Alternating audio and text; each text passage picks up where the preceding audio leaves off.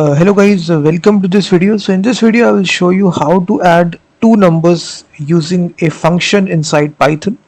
As other programming languages, you can even declare functions inside Python. Functions makes the job way more easier because you don't need to write the entire code in the one go. You can declare functions for that. So now inside this Python script you actually declare a function.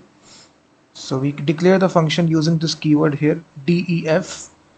So here you will declare the name of the function. So in this case we are declaring add, and then you put this parentheses right here.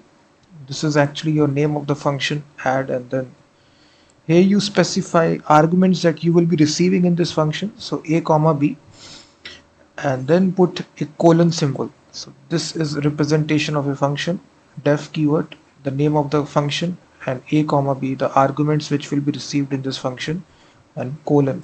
And then we specify, we can directly add these two numbers and return the result. You can directly write this. So this will add these two numbers and return this result from this function.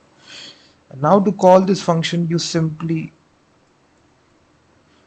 directly can print out the result in the terminal. Add these two numbers, let's suppose 10 comma 20.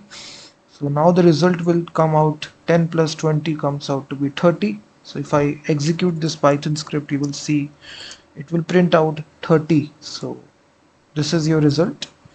So in this easy way you can actually add two numbers using a function. And now we can do this little bit differently as well. So inside this function we can store it in a variable as well, and then return this variable instead like this. This also will print out the same result. You will see 30.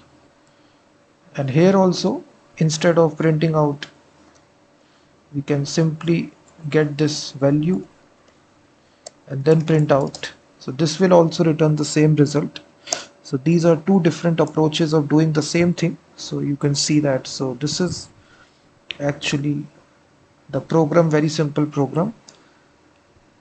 It's for complete beginners. So if you're a complete beginner, wanted to know, so in this way how we do this. So if I change the argument, let's suppose I say 10, and here I say 20,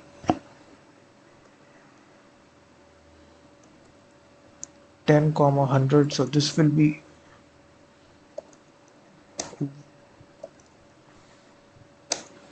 110. So in this way, this can be minus, this can be multiplication, divide, any sort of operator you can do.